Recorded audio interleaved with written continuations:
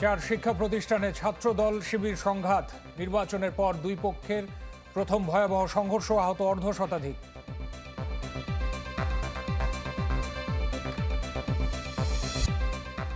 জুলাই আন্দোলনের কৃতিত্ব কোনো দল বা ব্যক্তির নয় বললেন প্রধানমন্ত্রী। ষড়যন্ত্রকারীদের নিয়ে সতর্কবার্তা। যারা ষড়যন্ত্র করতে চায় তাদের ষড়যন্ত্রের প্রতি সজাগ দৃষ্টি রাখা, জনগণকে সতর্ক করা এবং ঠিক একইভাবে আমরা যেই পরিকল্পনা জনগণের সামনে দিয়েছি, আমরা জনগণের জন্য যা করতে চাইছি, দেশকে পুনর্গঠনের জন্য আমরা যা করতে চাইছি, সেগুলো ধীরে ধীরে বাস্তবায়ন করা। জুলাই গণ অভ্যুত্থানের 2 বছর, নাশকতা শঙ্কায় দেশ জুড়ে নিরাপত্তা। হাসিনার বক্তব্য গণমাধ্যমে প্রচার হলে ব্যবস্থা। ঐতিহাসিক মার্চ টু ঢাকা ঘোষণার দিন, জুলাই স্মৃতি জাদুঘর চালু কাল, অভ্যুত্থান ভুলিয়ে দেওয়ার অভিযোগ বিরোধী দলের। প্রধানমন্ত্রীর সাথে সৌদি যুবরাজের বিশেষ দূতের বৈঠক, দক্ষ শ্রমিকরা রিয়াদ, তারেক রহমানের সফরের আমন্ত্রণ। এবং সংবিধান সংশোধনে বিশেষ কমিটির প্রথম সভা, চাপিয়ে দেওয়া হবে না রাজনৈতিক মত, নেওয়া হবে বিরোধী দলের পরামর্শ।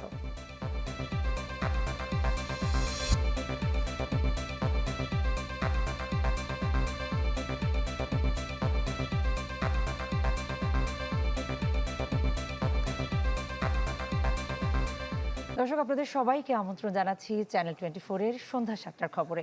আপনারা এতক্ষণ শুনছিলেন AKS সংবাদ শিরোনাম, আর পুরো খবর জুড়ে আপনাদের সঙ্গে থাকছি আমরা দুজন, আমি নাজিয়া কণা এবং রহমান রাশেদ। ছাত্রদল শিবিরের সংঘর্ষে হঠাৎ উত্তপ্ত শিক্ষাঙ্গন। এই দুই পক্ষের দফায় দফায় সংঘর্ষে রণক্ষেত্রে পরিণত হয় ঢাকা আলিয়া মাদ্রাসা এবং ঢাকা কলেজ। এবং জগন্নাথ বিশ্ববিদ্যালয় এবং বেগম রোকেয়া বিশ্ববিদ্যালয়ের সংঘর্ষে জড়ায় ছাত্রদল এবং ছাত্র শিবিরের নেতাকর্মীরা। এতে অন্তত শতাধিক শিক্ষার্থী আহত হয়েছে। আর নির্বাচনের পর এই প্রথমবারের মতো বড় ধরনের সংঘাতে জড়ালো ছাত্রদল ও শিবির।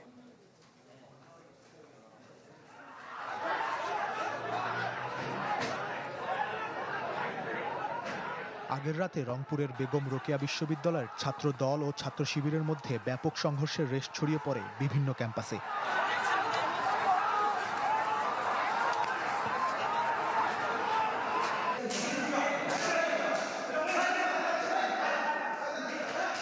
ঢাকা কলেজে ছাত্র দল ও শিবিরের আলাদা কর্মসূচিকে কেন্দ্র করে সংঘর্ষ বাধে দুই পক্ষের মাঝে। প্রত্যক্ষদর্শীরা জানায়, ক্যাম্পাসের হলরুমে শিবিরের জুলাই কর্মসূচির ব্যানার টাঙাতে গেলে বাধা দেয় ছাত্রদল। এ সময় মারধর করে কয়েকজনকে, রক্তাক্ত হয় একজন। প্রতিবাদে ছাত্রদলের এক কর্মীকে মারধর করে শিবির।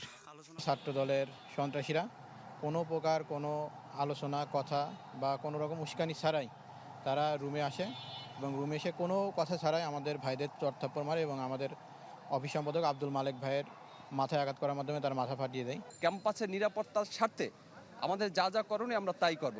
আমরা সাধারণ ছাত্রদের ম্যান্ডেট নিয়ে কাজ করি এবং সাধারণ ছাত্রদের নিরাপত্তার সাথে আমাদের যতক্ষণ পর্যন্ত ক্যাম্পাসে অবস্থান করতে হয় আমরা সেটাই করব। ঢাকা কলেজের বাইরে সায়েন্স ল্যাব মোড় সহ বিভিন্ন সড়কে অবস্থান নিয়ে বিক্ষোভ করে ছাত্রদল ও যুবদল।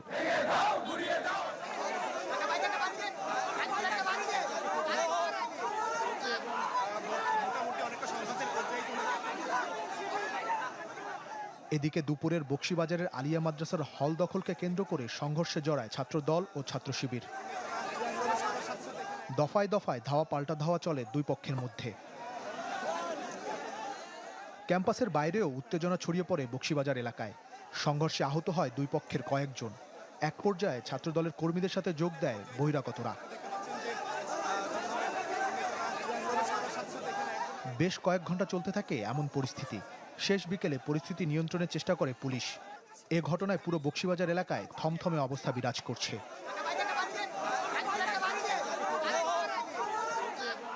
যখনই ককটেলের আওয়াজ পেয়েছি তখন আমরা আসছি দেখলাম যে সাধারণ ছাত্রদের উপরে ভিতর থেকে ককটেল মারছে। যারা বেশি অ্যাগ্রেসিভ হয়েছে বা তাদেরকে আমরা হয়তো নিবৃত্ত করেছি আমাদের লোকজন। তো সে কারণে আর কারা কে কার কি পরিচয় এখনো আমরা সুস্পষ্টভাবে জানি না। এটা পরবর্তীতে আমরা তদন্তকালে এই ঘটনা যখন একটা সুষ্ঠু তদন্ত করলে জানতে পারি।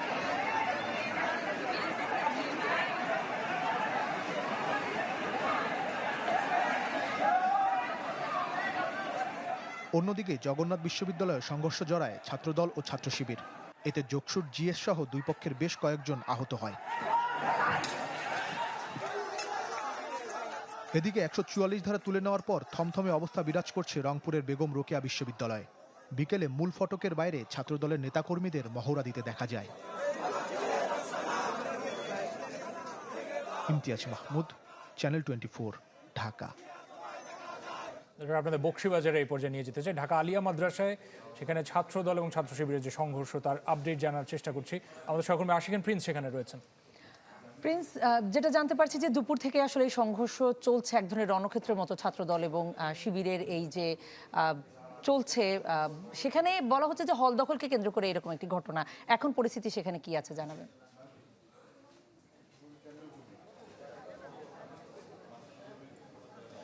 কণা, মূলত বিকেল 4টা থেকে আলিয়া মাদ্রাসার ছাত্রদল এবং ছাত্র শিবিরের মধ্যে সংঘর্ষটি শুরু হয়। কয়েক ঘন্টা ব্যাপী সেই সংঘর্ষ চলে এবং এই সংঘর্ষে বেশ কয়েকজন আহত হয়েছে বলে আমরা খবর পেয়েছি। তবে এখনকার চিত্র যদি আপনাকে দেখাই, যে এই আলিয়া মাদ্রাসার সামনে এবং পাশে বিপুল পরিমাণে পুলিশ মোতায়েন করা হয়েছে এবং পুলিশ সতর্ক অবস্থাতে রয়েছে। কিছুক্ষণ আগেও এই আলিয়া মাদ্রাসার সামনে যান চলাচল বন্ধ ছিল, তবে এখন যেহেতু পরিস্থিতি নিয়ন্ত্রণে এসেছে, পুলিশের পক্ষ থেকে দাবি করা হয়েছে যে পরিস্থিতি নিয়ন্ত্রণে এসেছে, ফলে আলিয়া মাদ্রাসার সামনে যান চলাচল যেটি, সে যান চলাচল স্বাভাবিক হয়েছে। তো পরিস্থিতি এখন স্বাভাবিক এবং এই আলিয়া মাদ্রাসার যে বিভিন্ন হল রয়েছে, সে হলগুলোতে মূলত ছাত্র শিবিরের যারা ছিলেন তারা সেই হলগুলোতে অবস্থান করছে না, তারা হল ছেড়ে দিয়েছেন বলে আমরা বিভিন্ন সূত্রে জানতে পারছি। একই সাথে এই আলিয়া মাদ্রাসার আশেপাশে যেসব মোড় রয়েছে, অর্থাৎ বকশীবাজারের যে বিভিন্ন মোড় রয়েছে, সেখানে বিএনপির বিভিন্ন অঙ্গ সংগঠন রয়েছে, তারা মূলত এখানে অবস্থান করছেন। তবে এই আলিয়া মাদ্রাসার পাশে যেসব দোকান ছিল, সেই দোকানগুলো কিন্তু এখনও বন্ধ রয়েছে এবং যে যান চলাচল বন্ধ ছিল, সে যান চলাচল এখন স্বাভাবিক হয়েছে। আলিয়া মাদ্রাসার সামনে যে রাস্তাটি, সে রাস্তাটি কিন্তু এখন স্বাভাবিক হয়েছে। তো পুলিশের পক্ষ থেকে বলা হয়েছে যে পরিস্থিতি এখন স্বাভাবিক রয়েছে, যান চলাচলও স্বাভাবিকভাবে চলাচল করছে।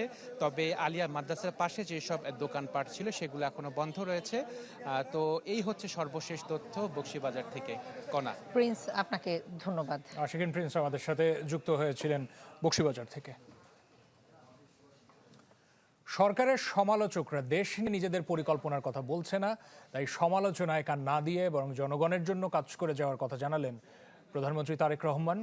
এছাড়া ষড়যন্ত্রকারীদের বিষয়ে সতর্ক থাকার নির্দেশ দিয়েছেন তিনি। বলেছেন, জুলাই আন্দোলনের কৃতিত্ব কোনো দল বা ব্যক্তির নয়, বরং এই কৃতিত্ব সবার। তারা ভাইস চ্যান্সেলর নিয়োগ করে। গণতন্ত্র প্রতিষ্ঠার দাবিতে দীর্ঘ ফেসিবাদী আমলে আন্দোলন সংগ্রাম এবং জুলাই গণ অভ্যুত্থানে প্রাণ দেয়া শহীদদের স্মরণে রাজধানীর খামারবাড়িতে বিএনপির এই আলোচনা সভা।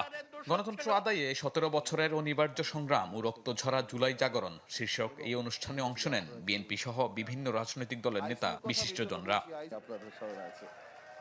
প্রধান অতিথির বক্তব্যে প্রধানমন্ত্রী তারেক রহমান শুরুতেই তুলে ধরেন দেশ নিয়ে সরকারের নানা পরিকল্পনার কথা। জুলাই আন্দোলনের কৃতিত্ব কোনো রাজনৈতিক দল বা ব্যক্তির নয়, এর পুরো কৃতিত্ব এদেশের জনগণের।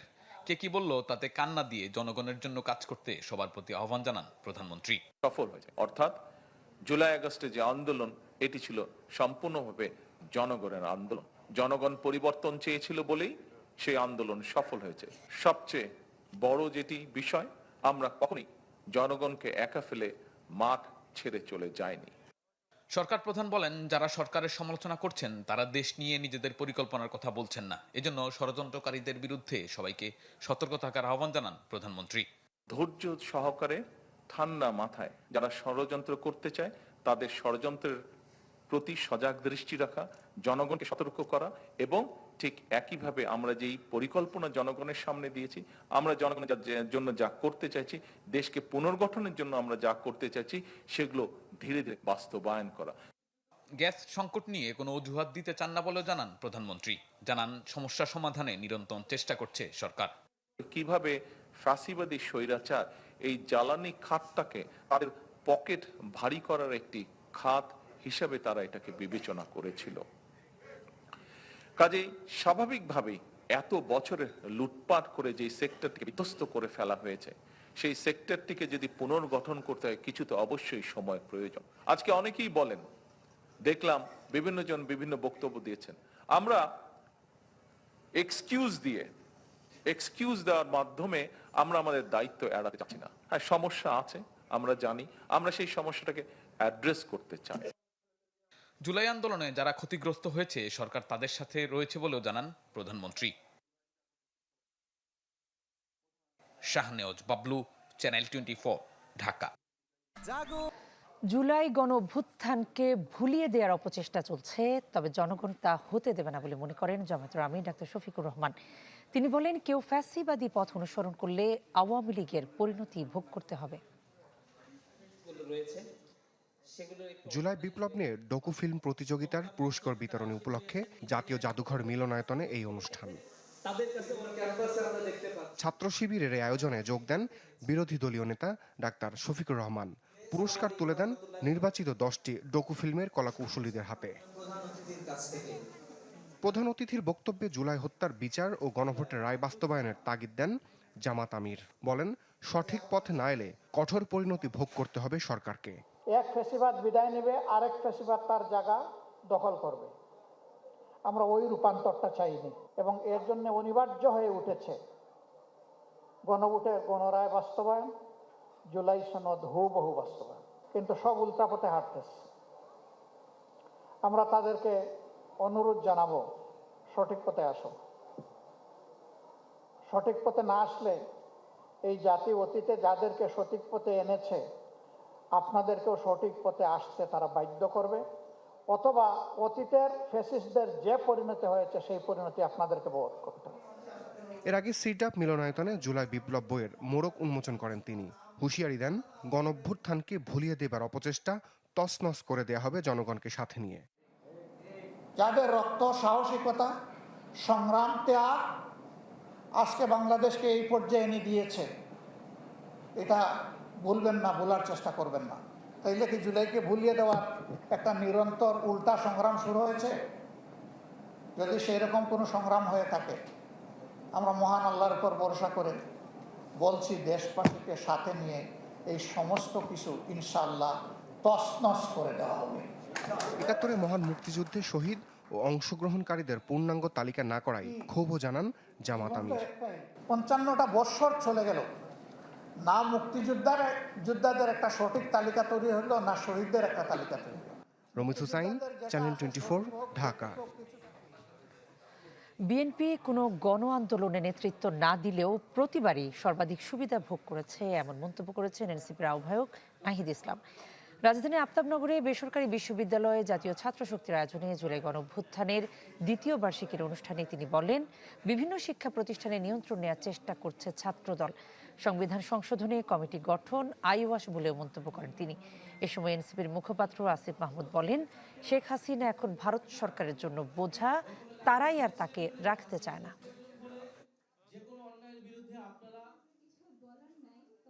স্পষ্টতই যে সরকার জুলাই গণ অভ্যুত্থানের বিভিন্ন যারা অংশীদার রয়েছে তাদের মর্যাদাকে যথাযথভাবে স্বীকৃতি দিতে চায় না।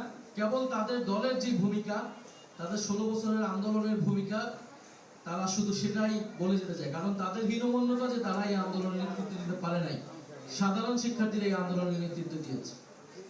এবং বিএনপি বাংলাদেশের ইতিহাসের কোনো গণ আন্দোলনই আসলে এককভাবে নেতৃত্ব দেয় না, কিন্তু সকল গণ আন্দোলনের সুবিধা ভোগ করেছে বিএনপি সরকার।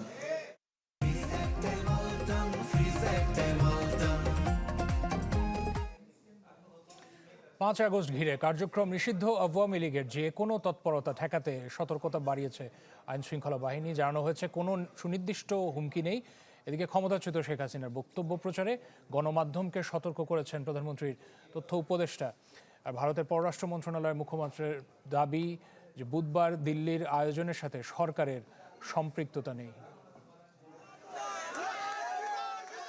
আবারও ফিরে এসেছে ফ্যাসিবাদী শাসন কাঠামো উল্টে দেয়া ঐতিহাসিক ৫ই আগস্ট। দিনটিকে জুলাই গণ অভ্যুত্থান দিবস হিসেবে পালন করছে বাংলাদেশ। রাজনৈতিক, সামাজিক, সাংস্কৃতিক সংগঠনগুলো পালন করছে নানা কর্মসূচি। দিনটিতে কার্যক্রম নিষিদ্ধ আওয়ামী লীগ যেন নাশকতা তৈরি করতে না পারে সেজন্য তৎপরতা বাড়িয়েছে আইনশৃঙ্খলা রক্ষাকারী বাহিনী। রাজধানীর বিভিন্ন মোড়ে বসানো হয়েছে তল্লাশি চৌকি। সাধারণ মানুষ কোনো অস্থিতিশীলতা চায় না। পাশাপাশি তারা এও বলছেন, ফ্যাসিবাদী শক্তির খুব বেশি কিছু করার সক্ষমতা এই মুহূর্তে নেই। শেখ হাসিনা যদি আসতে চায় বা ছাত্রলীগ যদি আবার মাথা চাড়া দিতে চায়, তাহলে বাংলাদেশের মানুষ হচ্ছে আপনার রাজপথে থেকে সেটা মোকাবেলা করবে। বাংলাদেশ সরকার, বিরোধী দল সবকিছুই বাংলাদেশে স্বাভাবিকভাবে আছে। খুব একটা খারাপ পরিবেশ তৈরি হয় নাই যে আওয়ামী লীগ এত সহজেই এরকমভাবে এসে সেই জায়গা হানা দিতে পারবে। ঢাকা মহানগর গোয়েন্দা পুলিশের পক্ষ থেকে জানানো হয়েছে, 5 আগস্ট ঘিরে সুনির্দিষ্ট কোনো হুমকি নেই। এরপরও জননিরাপত্তা নিশ্চিতে বাড়তি সতর্কতা নেওয়া হয়েছে। ঢাকা মেট্রোপলিটন পুলিশের তরফ থেকে যতটুকু নিরাপত্তা ব্যবস্থা নেওয়া দরকার নিয়েছে। আপনি জানেন যে কালকে বিভিন্ন জায়গায় বিভিন্ন প্রোগ্রাম আছে। তো যে কোনো অনুষ্ঠান থাকলে আমরা তো নিরাপত্তা ব্যবস্থা গ্রহণ করে থাকি। আমরা 5 আগস্টকে নিয়ে বাড়তি সতর্কতা আছে। এদিকে ক্ষমতাচ্যুত প্রধানমন্ত্রী শেখ হাসিনার বক্তব্য প্রচারের ক্ষেত্রে আদালতের নির্দেশনা মেনে চলার আহ্বান জানিয়েছেন প্রধানমন্ত্রীর তথ্য উপদেষ্টা। সচিবালয়ের তথ্য মন্ত্রণালয়ের নিয়মিত ব্রিফিংয়ে তিনি এ ব্যাপারে আইনগত ব্যবস্থা নেওয়ার কথাও জানান। আনলেস আদালত এরকম একটা রায় দিচ্ছে, এটা মেনে চলা প্রত্যেকটা প্রতিষ্ঠান, প্রত্যেকটা ব্যক্তির জন্য কর্তব্য, এবং সরকারের কাজ হচ্ছে আদালতে যে সিদ্ধান্ত আছে সেটা এক্সিকিউটেড হচ্ছে কিনা। আর ভারতের পররাষ্ট্র মন্ত্রণালয়ের মুখপাত্র জানিয়েছেন, ক্ষমতাচ্যুত প্রধানমন্ত্রী শেখ হাসিনা বুধবার যে অনুষ্ঠানে কথা বলবেন সেটি বেসরকারি আয়োজন। এর সাথে ভারত সরকারের কোনো সম্পৃক্ততা নেই। The interaction that you are referring to is being organized by a private media entity. The government has no involvement whatsoever in it. Neither does it endorse any views that may be expressed at the forum. 2 বছর আগে ছাত্র জনতা অভ্যুত্থানের মুখে ক্ষমতাচ্যুত হয়ে দেশ ছাড়েন শেখ হাসিনা, আশ্রয় নেন ভারতে। সজল সাইক, চ্যানেল 24, ঢাকা। ঐতিহাসিক 35 জুলাই, পতনের আগে শেখ হাসিনার মরণ কামড়ের দিন। 2024 সালের এই দিনে ছাত্র জনতার আন্দোলন দমনে পুলিশের সাথে একেবারে অস্ত্র নিয়ে নেমে পড়ে আওয়ামী লীগের নেতাকর্মীরা। সারা দেশে ব্যাপক সংঘর্ষে নিহত হয় প্রায় 100 জন। ভয়ঙ্কর সেই দিনটির কথা তুলে ধরছেন আমাদের সহকর্মী সাদবিন শফিক।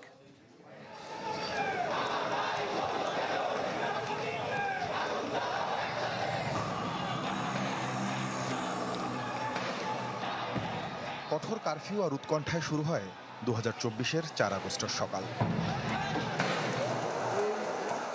একদিকে সহপাঠী সহযোদ্ধাদের হারিয়ে ছাত্র জনতার চোখে এক দফা দাবি আদায়ের দাবানল, অন্যদিকে যে কোনো মূল্যে আন্দোলন দমনে মরিয়া শেখ হাসিনা সরকার।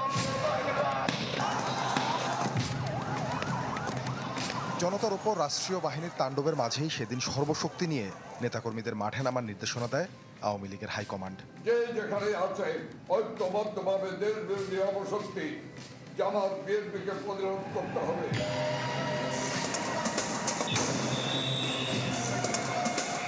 সকালে শাহবাগে মুখোমুখি অবস্থান নেয় ছাত্র জনতা আর আওয়ামী লীগ কর্মীরা। দুপক্ষের সংঘর্ষে রণক্ষেত্রে রূপ নেয় চারপাশ।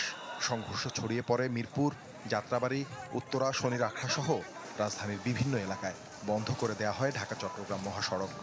সেদিন ছাত্রলীগ, যুবলীগ, আওয়ামী লীগ বিভিন্ন অলিতে গলিতে পাহারা বসিয়েছিল অস্ত্রশস্ত্র নিয়ে, যাতে কেউ আন্দোলনে না আসতে পারে। বিকাল পর্যন্ত সেভাবে ম্যাসাকার হয়নি, কিন্তু বিকালের পরে মূলত হত্যার ঘটনাগুলো ঘটে এবং এই যে শাহবাগীয় ক্যাম্পাসের ভিতরেও লাশ নিয়ে মিছিল হয়। ওই ঘোষণা দেওয়ার 2 ঘন্টা পরে আবার আমাদের সিদ্ধান্ত পরিবর্তন করে আমরা লং মার্চটা একদিন এগিয়ে নিয়ে আসি।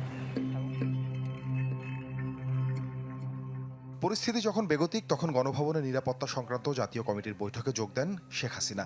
কিন্তু বিক্ষোভ দমনে ব্যর্থ হয় সব কৌশল। পরিস্থিতি সামাল দিতে না পেরে আবারও অনির্দিষ্টকালের কারফিউ সহ 3 দিনের সাধারণ ছুটি ঘোষণা করে আওয়ামী লীগ সরকার।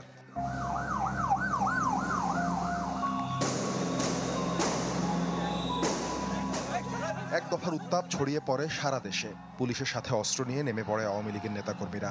দিনভর ব্যাপক সংঘর্ষে বাড়তে থাকে হতাহতের মিছিল। একদিনেই প্রাণ যায় অন্তত 95 জনের। লাস্ট মোমেন্টে তো দেশের সমস্ত মানুষ একজোট হয়ে গেছে। তারা তো মৃত্যুকে ভয় পাচ্ছিল না। ওই একটা পুলিশ বলছিল না যে একজনকে মারি সেই শুধু পড়ে যায়, বাকিরা সব দাঁড়িয়ে থাকে। এরা বুঝতে পারছিল যে আমাদের সময় শেষ। তখন তারা শেষ একটা চেষ্টা যাকে বলে সেই চেষ্টা চালাচ্ছিল। সেই জন্যই এত মানুষকে মেরেছে, যে দেখি যত পারি যে ভয়টা অন্তত দেখাই। কিন্তু সাধারণ মানুষের মধ্যে ওই দিন ভয় ছিল না। এমন উত্তাল পরিস্থিতিতে বিকেলেই ঘোষণা আসে মার্চ টু ঢাকা কর্মসূচি এগিয়ে নিয়ে আসার। জানানো হয় ৬ আগস্টের পরিবর্তে ৫ আগস্টই হবে মার্চ টু ঢাকা, যা ছিল ১.৫ দশকের স্বৈরতন্ত্রের কফিনের শেষ পেরে।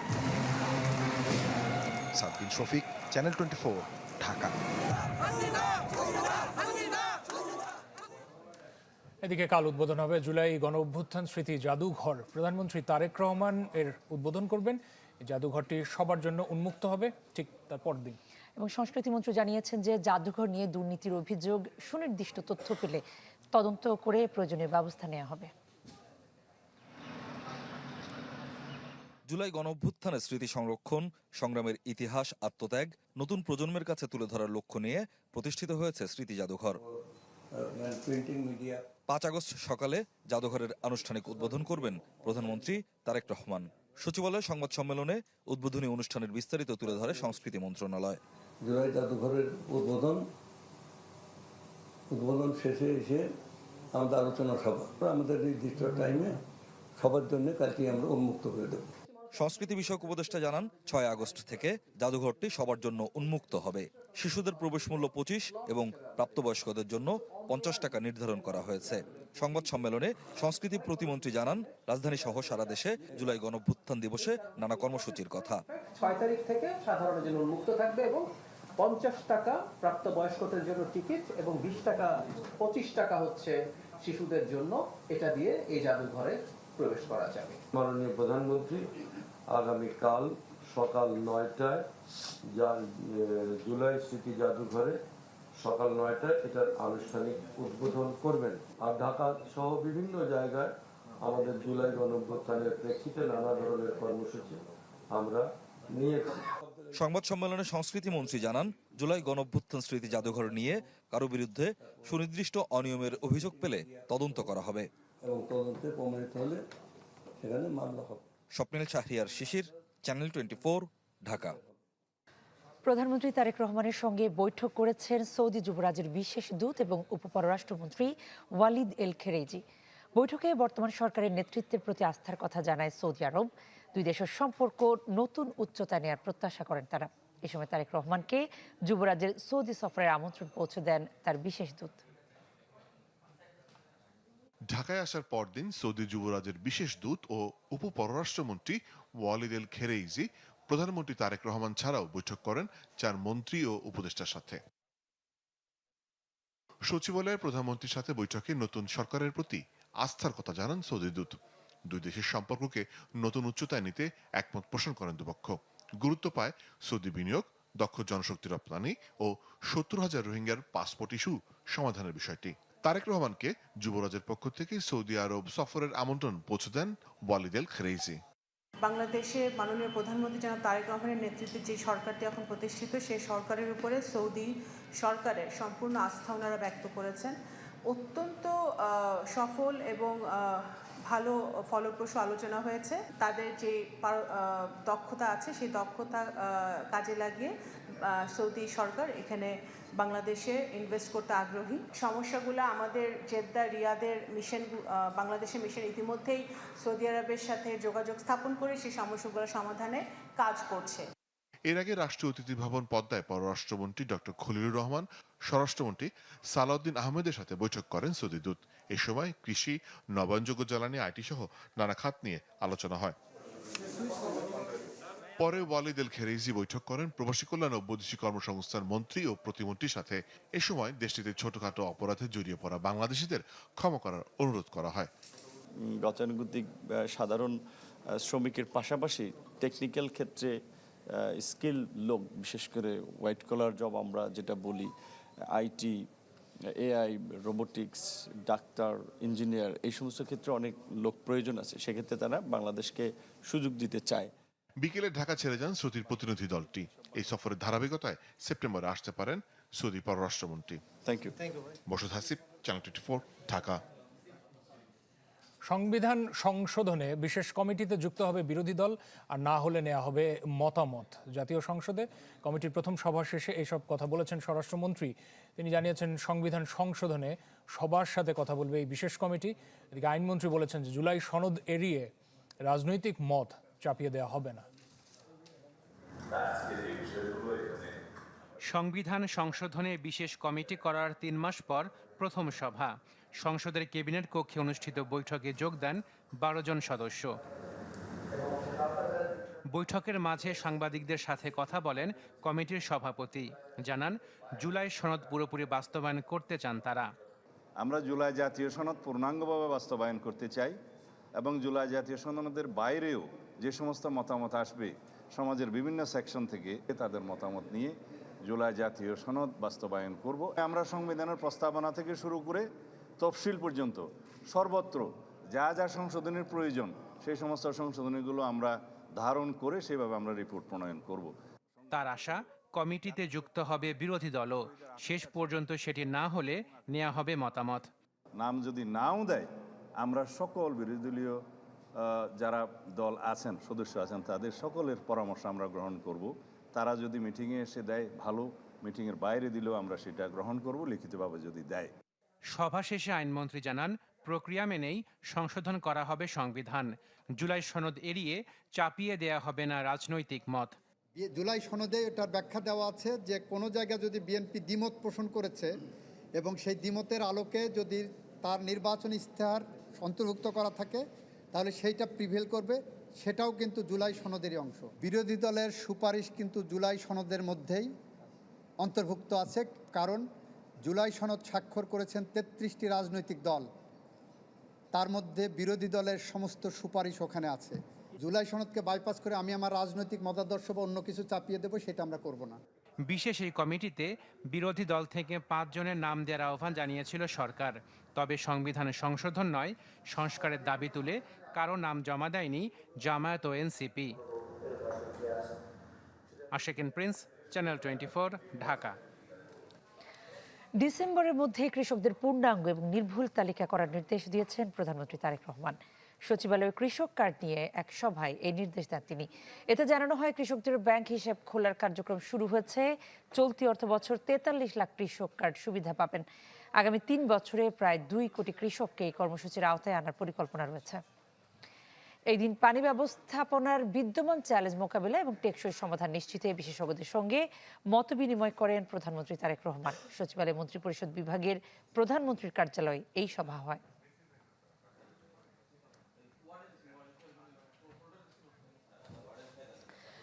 দুই সপ্তাহেও কাটেনি গ্যাস সংকট। চাহিদা মতো মিলছে না জ্বালানি। ফিলিং স্টেশনে দীর্ঘ হচ্ছে যানবাহনের সারি। সরবরাহে ঘাটতির কারণে বন্ধ রয়েছে কোনো কোনো পাম্প। কাল থেকে গ্যাস সরবরাহ স্বাভাবিক হতে পারে বলে জানিয়েছে কর্ণফুলী গ্যাস ডিস্ট্রিবিউশন। টানা 2 সপ্তাহের বেশি সময় ধরে গ্যাসের তীব্র সংকট রাজধানী ও আশেপাশের এলাকায়। কোনো সময় মনে করে রাতে 2টা বাজে সিরিয়াল দিই, সকাল 8টা বা 9টার সময় গ্যাস পাই। আবার কোনো সময় যদি দিনে 3টা বাজে সিরিয়াল দিই, 6টা বাজে ঠিক মতো গ্যাস পাওয়া যায় না, জ্বালাইলে পাম্প বন্ধ হয়ে যায়। 1.5 ঘন্টা দাঁড়াই থেকে গ্যাস পাচ্ছে। গ্যাসের এই সমস্যা যে কতদিন থাকবে। সিএনজি ফিলিং স্টেশনগুলোতে চাপ কম থাকায় গাড়িতে গ্যাস নিতে লাগছে স্বাভাবিকের চেয়ে বেশি সময়, ফলে দীর্ঘ হচ্ছে গাড়ির সারি। গ্যাস যতটুকু নিতে আই এতটুকু খরচ হয় বেশি, কারণ এত সময় এসি সেই থাকা কিংবা বন্ধ করবে বারবার স্টার্ট দেওয়া, এত তৈরি অনেক ক্ষতিকর। গ্যাসের দাম যদি বাড়ান লাগে বাড়াইয়া ঝামেলা মিটাই দেখ, যে বাড়াইলে বাড়াই দেখ, তারপরেও আমরা এই ভোগান্তির থেকে বাঁচতে চাই। গ্যাস সংকটে একেবারেই বন্ধ কোনো পাম্প। পরিবহন খাতকে সচল রাখতে নিরবচ্ছিন্ন গ্যাসের দাবি চালকদের। ড্রাইভারের দুঃখ কেউ বুঝবো না। গ্যাসে এত সিরিয়াল নিয়ে গ্যাস নেই, তাও আমাদের অনেক কষ্ট হয়। রাত্রে 3 ঘন্টা, দিনের বেলা যদি নেই গ্যাস 3 ঘন্টা, এই 3 ঘন্টা করে 6 ঘন্টা যদি যায় আমাদের গ্যাস নিতে, তা আমরা সারাদিন কি করে গাড়ি চালাবো। এদিকে বুধবার থেকে গ্যাস সরবরাহ স্বাভাবিক হতে পারে বলে জানিয়েছেন কর্ণফুলী গ্যাস ডিস্ট্রিবিউশন।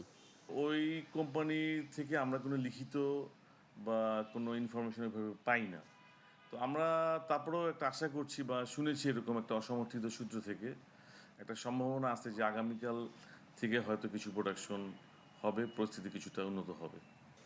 গ্যাস সংকটে শুধু পরিবহন খাত নয়, সামগ্রিক অর্থনীতিতে নেতিবাচক প্রভাব পড়বে বলে মত সংশ্লিষ্টদের।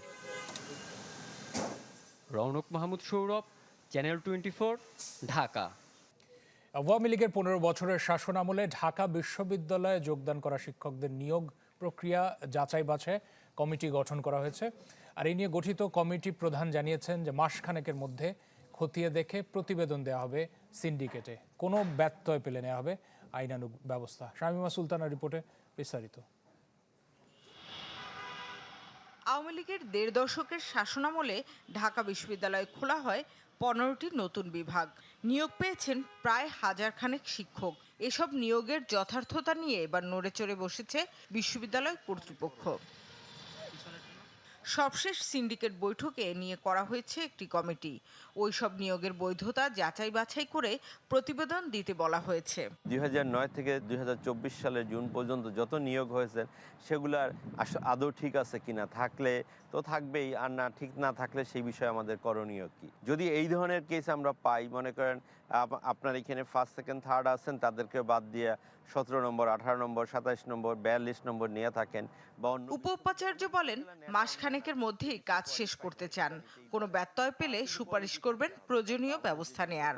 ঢাকা বিশ্ববিদ্যালয়ের শিক্ষক নিয়োগের যে ক্রাইটেরিয়াগুলো আছে সেগুলো ফলো করা হচ্ছে কিনা, তারপরে যেসব ক্যান্ডিডেটরা এখানে অ্যাপয়েন্টেড হয়েছে তাদের সেই মিনিমাম যোগ্যতাটা আছে কিনা, এইসব জিনিসগুলো আমরা দেখব এবং সেখান থেকে দেখার পর আমরা যেইটা ফাইন্ডিংস পাই সেটা আমরা আবার সিন্ডিকেটের কাছে ফেরত দিব।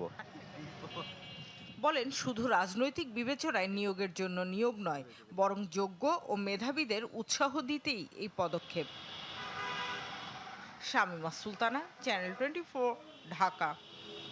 বাগেরহাটের কচুয়ায় নিজ বাড়ি থেকে একই পরিবারের ৩ জনের মরদেহ উদ্ধার করা হয়েছে। পুলিশ জানায় দুপুরে চাঁদের খোলা গ্রামের মনিরা বেগমের বাড়ি, সেখান থেকেই দুর্গন্ধ পান প্রতিবেশীরা। পরে মনিরা বেগম, তার ছেলে আহাদ এবং তার মা রাশিদা বেগমের মরদেহ দেখতে পান তারা। খবর পেয়ে ঘটনাস্থল থেকে মরদেহগুলো উদ্ধার করে পুলিশ। নিহতদের শরীরে আঘাতের চিহ্ন রয়েছে। হত্যার কারণ উদ্ঘাটনে কাজ করছে আইনশৃঙ্খলা বাহিনী। নিহত ৮৫ বছরের রাশিদা বেগম কয়েকদিন আগেই তার মেয়ের বাড়িতে বেড়াতে এসেছিলেন। খেলার খবর, ডারউইনে দ্বিতীয় দিনের মতো অনুশীলন করেছে বাংলাদেশ। এদিনও ছিল না স্কোয়াডের সব ক্রিকেটার। লিটন, সৌম্য, হাসান মাহমুদরা দলের সাথে যোগ দিলেও মাঠে নামেননি সেদিন। এদিন টপ অর্ডারদের নিয়ে আলাদা কাজ করেছে টিম ম্যানেজমেন্ট। দ্বিতীয় দিনেও স্কোয়াড পূর্ণতা পায়নি। লিটন, সৌম্য, হাসান মাহমুদরা যখন ডারউইনে পৌঁছায় তখন ভোরের আলো ফুটেছে মাত্র। তার কয়েক ঘন্টা পরই মারারা ক্রিকেট গ্রাউন্ডে প্রথম বহরের ক্রিকেটাররা। অস্ট্রেলিয়ার উত্তরের শহরটির তাপমাত্রা ৩৫ ডিগ্রি ছুঁই ছুঁই, অনেকটা বাংলাদেশের মতো। তাই আবহাওয়ার সাথে মানিয়ে নেবার প্রয়োজন নেই। হালকা ওয়ার্ম আপের পর স্কিল ট্রেনিংয়ে বেশি মনোযোগী ক্রিকেটাররা, বিশেষ করে টপ অর্ডাররা। তানজিদ তামিম, সাদমান ইসলাম, নাজমুল শান্তরা লম্বা সময় নেটে ব্যাটিং অনুশীলন করেছেন। মুশফিকুর রহিমের জন্য প্রতিটা দিন বিশেষ। ক্যারিয়ারের অন্তিম লগ্নে এসে প্রথমবার অস্ট্রেলিয়ার মাটিতে টেস্ট খেলতে যাচ্ছেন মিস্টার ডিপেন্ডেবল। নিজের সেরাটা দিতে প্রস্তুত হচ্ছেন মুশফিক। খালেদ আহমেদ, তাইজুলরাও নিজেদের ঝালিয়ে নিয়েছেন। স্থানীয় বোলাররাও টাইগারদের অনুশীলনে সহযোগিতা করেছে। বৃহস্পতিবার ৩ দিনের প্রস্তুতি ম্যাচ খেলবে বাংলাদেশ। উইকেট আর কন্ডিশনের সাথে কতটা মানিয়ে নিতে পেরেছে তার পরখ হবে সেদিন। পাশাপাশি ব্যাটারদের বড় রান করার চ্যালেঞ্জও থাকছে। তার আগে বুধবার স্কোয়াডের ১৬ ক্রিকেটার নিয়ে অনুশীলন করতে পারবে টিম বাংলাদেশ।